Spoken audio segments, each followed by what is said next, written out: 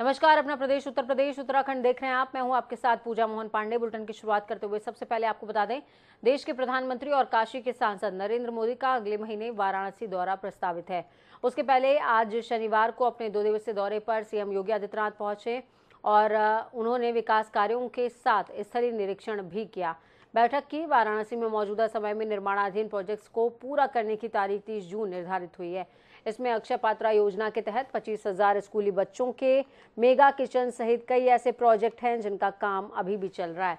जिला प्रशासन के अफसरों ने यह भी बताया कि मुख्यमंत्री सभी प्रोजेक्ट्स का स्थलीय निरीक्षण करेंगे और इसके बाद वो फैसला होगा कि किन प्रोजेक्ट को प्रधानमंत्री के हाथों लोकार्पित किया जाए।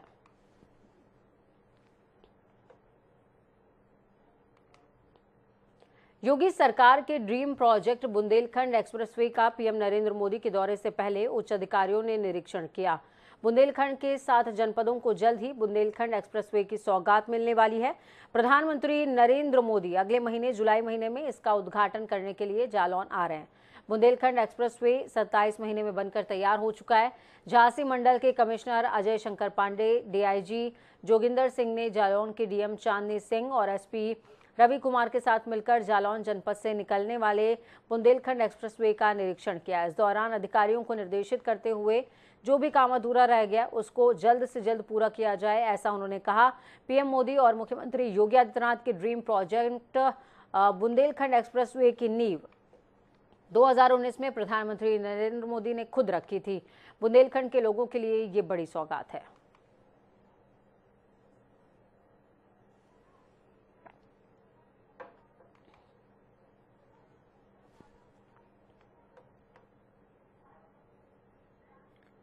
बाबा बर्फानी अमरनाथ के दर्शनों के लिए यात्रा की शुरुआत हो चुकी है।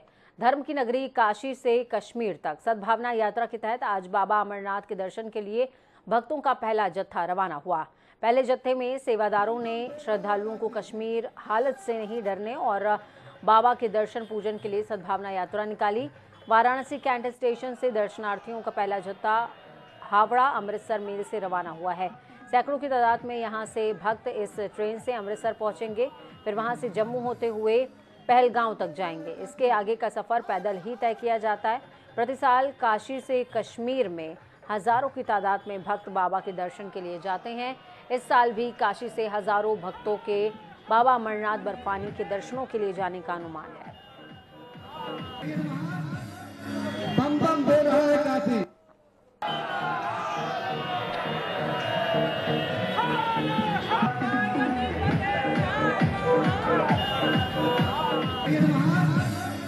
बम बम बोल रहा है काशी। 80 से 90 सेवादारों का दल कश्मीर को जा रहा है, जिसमें 10 सेवादारों का दल मेरे, विवेक श्रीवास्तव और कुलदीप सिंह इत्यादि के नेतृत्व में पंजाब जाएगा। पंजाब से होते हुए हम लोग ट्रकों में सामान लोड करते हुए वहां से कश्मीर की तरफ रवाना होंगे। 70 सेवादारों का दल हमारा जो है यहाँ से बेगमपुरा एक्सप्रेस से यहाँ से निकलेगा और सीधे जम्मू होते हुए सीधे से चंदनबाड़ी पहुंचेगा। 5-7 सेवादार 10 सेवादार हमारे पहुंच चुके हैं, जो ऑलरेडी कहते हैं कैंप हम लगाने का टेंट लगा के तैयार रख चुके हैं। बस काशी की जनता से ये अनुरोध करूंगा कि अधिक से अधिक लोग हमको आशीर्वाद दें ताकि हम अपने कार्य को सुचारू रूप से वहां कर सकें। तो वहीं फ्रांस के राजपूत इमैनुअल लेनिन आज जौनपुर के ऐतिहासिक इमारतों का भ्रमण करने पहुंचे थे। आज सुबह इमैनुअल ने जौनपुर में प्रसिद्ध अटाला मस्जिद, जामा मस्जिद, लाल दरवाजा और शाही पुल का भ्रमण किया। ऐतिहासिक इमारतों को देखकर इमैनुअल लेनिन ने भारतीय संस्कृति की तारीफ की। इमैनुअल लगभग 3 घंटे तक जौनपुर में भ्रमण करते रहे और इस दौरान मीडिया से बातचीत में उन्होंने बताया कि वो भारतीय संस्कृति के मुरीद हैं। उन्होंने बताया कि वो पहली बार जौनपुर आए और यहाँ की ऐतिहासिक इमारतों को देखकर वो काफी खुश हैं।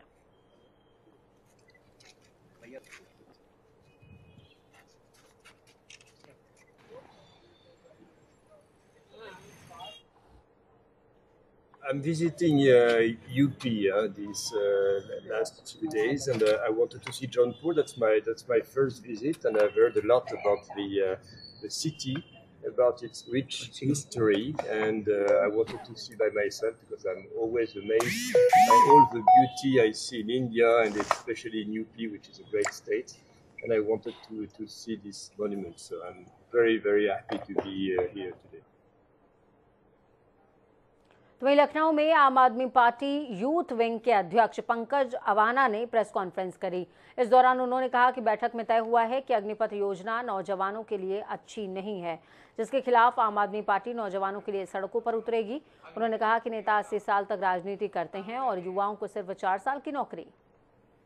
मोदी सरकार, हम सब मिलजुल कर उत्तर प्रदेश में एक मजबूत संगठन का विस्तार करेंगे। तो ये हमारा संगठन का मुद्दा रहा। उसके बाद अब जो अग्निपथ आप लोगों के सामने है, जिसमें हमारे नौजवानों को अग्नि में झोंकने का काम, ये जो सत्ता में बैठे हैं मोदी सरकार, भारतीय जनता सरकार, भारतीय जनता पार्टी लगातार कर रही है। अग्निपथ योजना ये लोग लेके आए, हमारे नौजवानों को ये लोग रोडों पे आज धरने पे हमारा नौजवान मजबूर है। राष्ट्रपति चुनाव के लिए 18 जुलाई को वोटिंग होनी है, तो वहीं एनडीए और विपक्षी दलों की लामबंदी भी तेज हो गई। उत्तर प्रदेश में भी राष्ट्रपति चुनाव को लेकर सियासी सरगर्मी बढ़ रही है। तो वहीं बसपा सुप्रीमो मायावती ने भाजपा राष्ट्रपति उम्मीदवार द्रौपदी मुर्मू को समर्थन देने का खुला ऐलान किया और सियासी पारा बढ़ गया। हमने इस पूरे मुद्दे को लेकर के योगी सरकार 2.0 की कैबिनेट मंत्री के तौर पर दलितों का प्रतिनिधित्व कर रही बेबी रानी मौर्य से खास बातचीत की, तो उन्होंने कहा कि मायावती दलित महिलाएं, ऐसे में उनका समर्थन करना लाजमी है। और भी कई सवाल पूछे गए, जिनका क्या कुछ उन्होंने जवाब दिया, सुनिए। राष्ट्रपति चुनाव के लिए 18 जुलाई को वोटिंग होनी है, लेकिन सियासत तेज हो गई है। एनडीए और विपक्षी दल की लामबंदी तेज हो गई है। यहीं पे बसपा मुखिया मायावती ने समर्थन देकर द्रौपदी मुर्मू को और भी उत्तर प्रदेश की सियासत की सरगर्मी बढ़ा। जिस पर खास बातचीत करने के लिए उत्तर प्रदेश सरकार में कैबिनेट मंत्री बेबी रानी मौर्य मौजूद है, उनसे खास बातचीत करते हैं। मैम, राष्ट्रपति चुनाव का होना है, एक आदिवासी चेहरे को प्रधानमंत्री ने तरजीह दी है राष्ट्रपति उम्मीदवार के तौर पर, लेकिन सवाल उठ रहा है क्योंकि विपक्ष में भी सियासत तेज हो गई है, उत्तर प्रदेश की भी सियासी गर्मी तेज है। समर्थन मायावती ने भी दिया है। उनका कहना है कि जो मूवमेंट है बसपा का, उसमें समाज का बड़ा रोल है। देखिए, जो अभी द्रौपदी मुर्मू को हम लोगों ने राष्ट्रपति पद की उम्मीदवार बनाया है और वो 100% वही राष्ट्रपति बनेंगी। और हम तो मायावती जी ने अपना समर्थन दिया, तो अच्छी बात है। वो भी महिलाएं, वो भी दलित समाज से आती हैं, वो आदिवासी हैं। तो ये तो हमारे प्रधानमंत्री जी आदिवासियों को, दलितों को, सबके उत्थान के लिए कार्य कर रहे हैं और उन्हें ऊपर तक ले जा रहे हैं। और राष्ट्रीय स्तर पर राष्ट्रपति बनाना एक बहुत बड़ी बात है। आपने कहा कि मायावती भी दलित समाज से आती है और आदिवासी चेहरा है, लेकिन क्या आपको नहीं लगता कि 2024 का जो लोकसभा चुनाव है, उसमें कहीं ना कहीं दलित वोट बैंक को साधने की कोशिश की जाए? और बसपा ने कहीं ना कहीं ये संदेश देने का समर्थन देकर कोशिश किया है कि हमारे जो कैडर वोट है, जो हमारे दलित वोट है, वो हमारे पास और हम आपके लिए समर्थन कर रहे हैं। क्या आपको नहीं लगता? देखिए, मुझे तो भारतीय जनता पार्टी के साथ जो भी दल खड़े हैं, सब मिलकर राष्ट्रपति की जो उम्मीदवार हैं उनको राष्ट्रपति बनाएंगे। मायावती जी साथ आई हैं तो उनका भी स्वागत है, लेकिन आज ये 2024 से अभी दूर है, अभी से कुछ कहना मेरे लिए जल्दीबाजी होगी। लेकिन हमारा प्रयास होगा कि दलित समाज भी भारतीय जनता पार्टी से जुड़े और भारतीय जनता पार्टी को वोट करे। उनका ये भी कहना है कि विपक्षी दलों का एक बड़ी बैठक हुई थी दिल्ली राजधानी, राष्ट्रीय राजधानी में, लेकिन उसमें उनको बुलाया नहीं गया। क्योंकि इसलिए क्योंकि कहीं ना कहीं ये विपक्षी पार्टियों की जातिवादी सोच को झलकाता है। इसके बारे में तो आप उन्हीं से बात करिए, मैं कुछ जवाब नहीं दूंगी। अखिलेश यादव कह रहे हैं कि हम यशवंत सिन्हा को समर्थन देंगे, द्रौपदी मुर्मू को नहीं देंगे। आप मानती हैं कि दलितों का कहीं ना कहीं उपेक्षा कर रहे हैं अखिलेश यादव? ये उनका सोच है। वो विपक्ष में है तो विपक्ष में जो होगा प्रत्याशी उसी को समर्थन देंगे, और दलितों के लिए वो कितना काम करते हैं तो वो स्वयं भी जानते हैं। नहीं, आप कह रही हैं कि बनना तय है, लेकिन कहीं ना कहीं अभी जो वोट हो रही है उसमें कहीं ना कहीं कुछ वोटें कम पड़ रही हैं, तो उस वोटों को कैसे आप जो आप देखिए 18 जुलाई को और चाहे वो थी बेबी रानी मौर्य का साफ तौर पे कहना था कि अखिलेश का जो भी पक्ष हो, लेकिन मायावती जो है वो समर्थन नहीं, क्योंकि दलित चेहरा थी। हालांकि जो भी है 18 जुलाई को देखने को मिलेगा किस तरीके से राष्ट्रपति का चुनाव होता है, और ये तय है कि राष्ट्रपति जो है अगली चेहरी द्रौपदी मुर्मू ही बनेगी। कैमरा जिसके साथ मैं जासिम, जनता टीवी, लखनऊ। तो वहीं दूसरी तरफ फतेहपुर में केंद्रीय मंत्री साध्वी निरंजन ज्योति ने महाराष्ट्र में चल रहे चुनावी घमासान पर बड़ा बयान दिया। केंद्रीय मंत्री ने कहा है कि आज बाला साहेब नहीं हैं, वो कांग्रेस को फूटी आंखों नहीं देखना चाहते थे, वो कट्टर हिंदूवादी नेता थे। आज वो शिवसेना नहीं है। शिवसेना सत्ता के लिए विपरीत विचारधारा के साथ जाकर बैठ गई। केंद्रीय मंत्री ने यह भी कहा कि बाला साहेब ठाकरे संतों को बहुत मानते थे। उद्धव ठाकरे के राज में संतों की निर्मम हत्या हो तो उसका अभिशाप लगना लाजमी है। एक महिला जिसे हनुमान चालीसा पढ़ने के कारण उसको जेल में भिजवा दिया। भगवान के घर देर है अंधेर नहीं है। शिवसेना ने आज बाला साहब नहीं है। उन्होंने जिन शब्दों को कांग्रेस के लिए प्रयोग किया था मैं बोल नहीं सकती हूँ। कांग्रेस को फूटी आंखों नहीं देखना चाहते थे, कट्टर हिंदुत्ववादी थे। जब ढांचा टूटा तो सबसे पहले उन्होंने कहा कि हमने हमारे शिव सैनिकों ने तोड़ा है। आज वो शिवसेना नहीं है। शिवसेना सत्ता के लिए विपरीत विचारधारा के साथ जाकर के बैठ गई है। दूसरा, बाला साहब ठाकरे संतों को बहुत मानते थे। उद्धव ठाकरे के राज में संतों की निर्मम हत्या हो तो अभिशाप तो लगेगा ना। एक महिला को सिर्फ हनुमान चालीसा पढ़ने के कारण उसको जेल में डाल दिया जाए, ये तो भगवान के घर देर है अंधेर। तो वहीं बरेली में आपातकाल दिवस 25 जून 1975 पर एक गोष्ठी का आयोजन किया गया। गोष्ठी के मुख्य अतिथि के तौर पर ब्रजेश पाठक खुद पहुंचे हुए थे। उन्होंने भारतीय लोकतंत्र की दुर्दिनों को याद करते हुए कहा कि आज 25 जून है।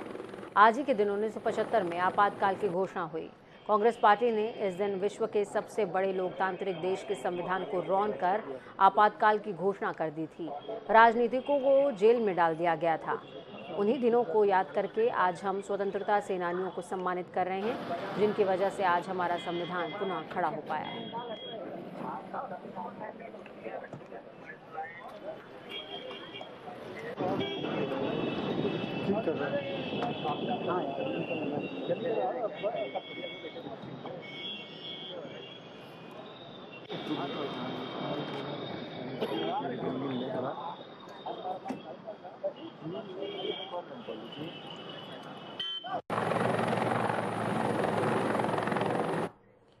मानसून सीजन नजदीक है, लेकिन रामपुर से लेकर काठगोदाम तक पिछले कई सालों से चल रहा एनएच चौड़ीकरण का काम अब तक पूरा नहीं हो पाया।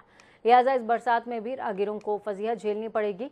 2012 में एरा ग्रुप को रामपुर से काठगोदाम तक 92 किलोमीटर सड़क चौड़ीकरण का काम दिया गया था, लेकिन वो कंपनी ब्लैकलिस्ट हो गई, जिसकी वजह से काम इंजीनियर को दे दिया गया था, सद्भाव इंजीनियर को। लेकिन उसने भी इस काम को आधा अधूरा छोड़ दिया, जिसके बाद नई कार्यदायी संस्था आई। लगभग 4 कंपनियों की तरफ से इस सड़क चौड़ीकरण के काम को किए जाने के बावजूद 2012 से 2022 आ गया, यानी कि 10 साल बीत गए हैं, पर ये काम पूरा नहीं हो पाया है। एनएच इनका भी प्रपोजल ऑलरेडी पेंडिंग है, तो एनएचएआई ने और एनएच ने इनको पैसा देना है, उसके बाद ये कार्रवाई होगी।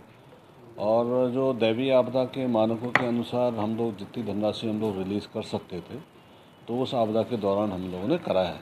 तो अभी मुझे लगता है शीघ्र ही हम लोग को पैसा उसमें मिलेगा। हरिद्वार में पिछले स्नान पर्वों को देखते हुए आगामी कांवड़ मेले में भी भारी भीड़ उमड़ने का अनुमान लगाया जा रहा है। कांवड़ मेले को सकुशल संपन्न कराना प्रशासन के लिए बड़ी चुनौती होगा। इस चुनौती से निपटने के लिए हरिद्वार के सीसीआर भवन में प्रशासन और होटल धर्मशालाओं से जुड़े व्यापारियों की बैठक हुई और उनसे सुझाव भी मांगे गए।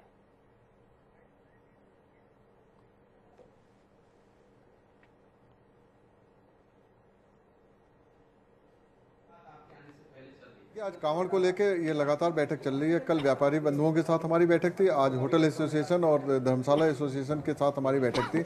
इनके कंसर्न को भी हम लोग जाने और अपनी बातें भी रखें कि कांवड़ के दौरान हमें कैसा कैसा सहयोग इनसे चाहिए। एक ये नॉर्मल बैठक का दौर चल रहा है, लगभग सारे जो स्टेक होल्डर्स हैं कांवड़। तो चलिए फटाफट अंदाज में 5/25 अहम जिलों का रुख करेंगे। फतेहपुर में अग्निपथ योजना के तहत कांग्रेसियों ने किया जमकर विरोध प्रदर्शन। कांग्रेसियों के एसडीएम और सीओ से हुई नोकझोंक, भारी तादाद में पुलिस बल रहा तैनात। एटा कोतवाली नगर के शांति नगर में युवती के मुंह पर बाइक सवार युवकों ने फेंका तेजाब। युवती की हालत गंभीर, परिजनों ने कराया मेडिकल कॉलेज में भर्ती।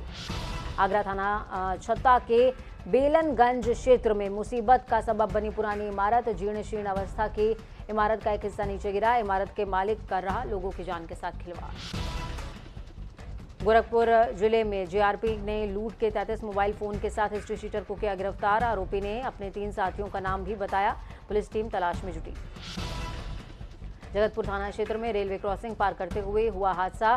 ट्रेन चालक की सतर्कता से ट्रेन मौके पर ही रुकी। रेलवे और पुलिस टीम मौके पर पहुंची। झांसी के लहचूरा थाना क्षेत्र में एक युवक की संदिग्ध हत्या। मृतक की पहचान अनुज सिंह के तौर पर हुई। मौके पर फॉरेंसिक टीम और डॉग स्क्वाड मौजूद। नजीबाबाद थाना क्षेत्र में तेज रफ्तार डीसीएम ने बाइक सवार को मारी टक्कर। एक की मौत, दूसरा गंभीर तौर पर घायल। मौके पर पहुंची पुलिस ने शव को पोस्टमार्टम के लिए भेजा।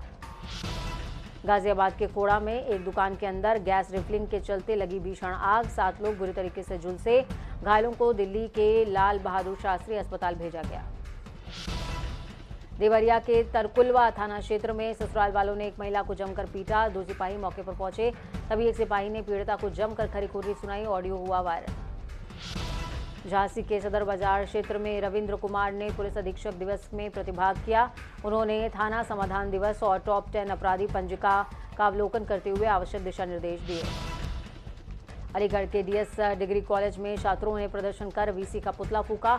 छात्रों की मांग है कि द्वितीय सेमेस्टर की फीस जमा कराने पर कॉलेज प्रशासन क्लास चलाकर शिक्षण कार्य को कराए सुचारू। जौनपुर की एक ऐतिहासिक इमारत का भ्रमण करने पहुंचे फ्रांस के राजदूत इमैनुअल लेनन। इमैनुअल ने कहा वो भारतीय संस्कृति के हैं मुरीद। हापुड़ नगर कोतवाली क्षेत्र मेरठ क्षेत्र में एसबीआई की टीम ने बर्तन व्यापारी के घर फैक्ट्री पर किया छापेमार कार्रवाई। 25 से 30 लाख रुपए की जीएसटी चोरी का बताया जा रहा है मामला।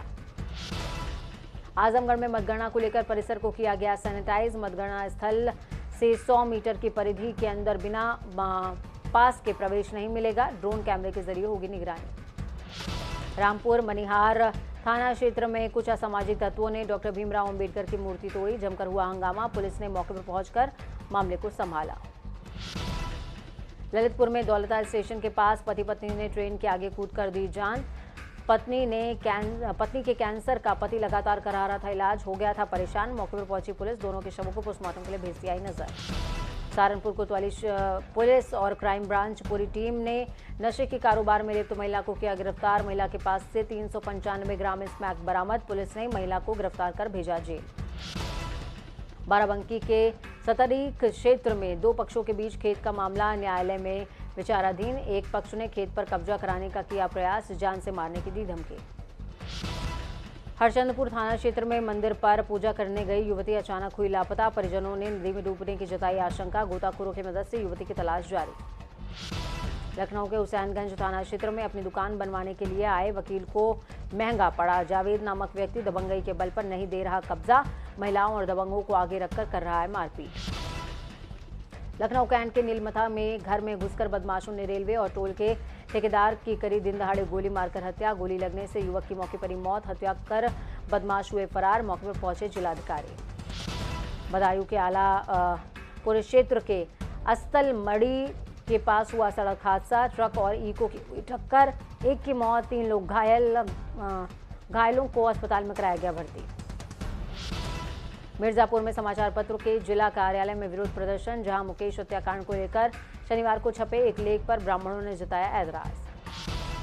कन्नौज में तकनीकी खराबी से स्लीपर बस बनी आग का गोला। 120 यात्रियों ने कूदकर बचाई अपनी जान। सूचना पर पहुंची पुलिस ने दमकल को बुलाकर बुझवाई आग। रायबरेली में शादी का झांसा देकर 5 सालों तक अधिकारी अरविंद वर्मा युवती का करता रहा रेप। पीड़िता को एफआईआर वापस लेने और जान से मारने के बना रहा है दबाव। पीड़िता ने एसपी से लगाई न्याय की गुहार। वक्त यहाँ पर छोटे से ब्रेक का। ब्रेक के उस पार खबरों का सफर लगातार जारी है। बने रहिए जनता टीवी के साथ। नमस्कार।